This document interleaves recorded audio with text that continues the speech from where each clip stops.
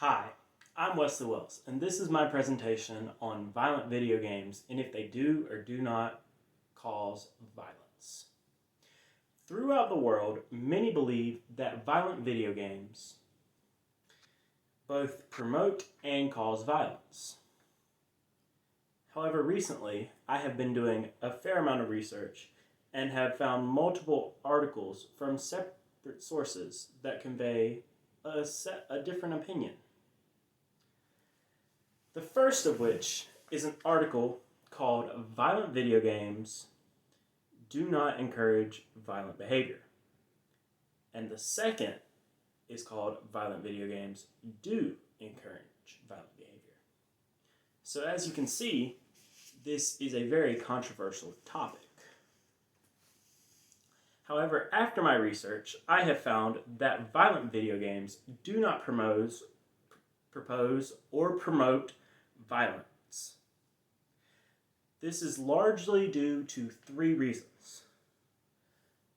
These reasons are: video games are a great outlet for negative energy and negative emotions.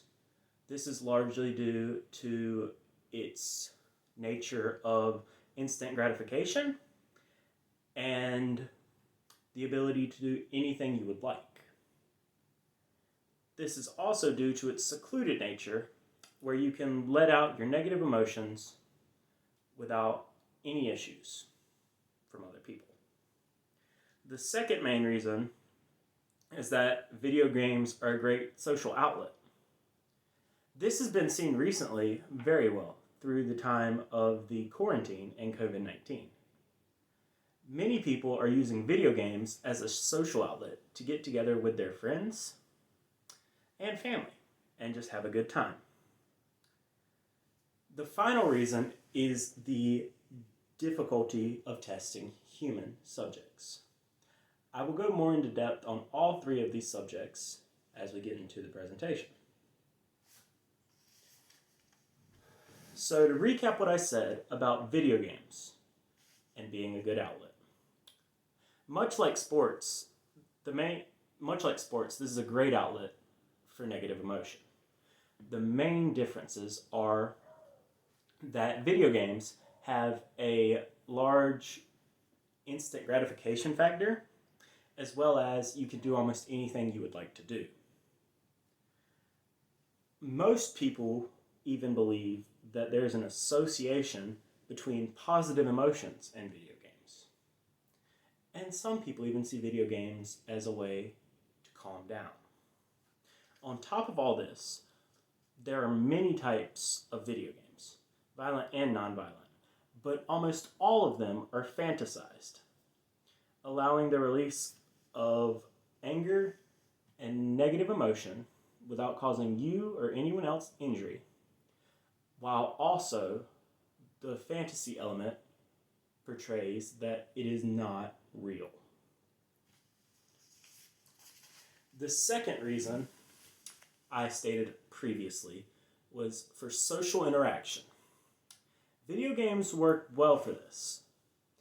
As a matter of fact, most of my friends have either been met through video games or we keep in touch quite a bit through video games. In this age of electronics, anyone can get together, making online friends much more real. You can also make long-term friends in real life from video games at events such as video game tournaments or video game conventions.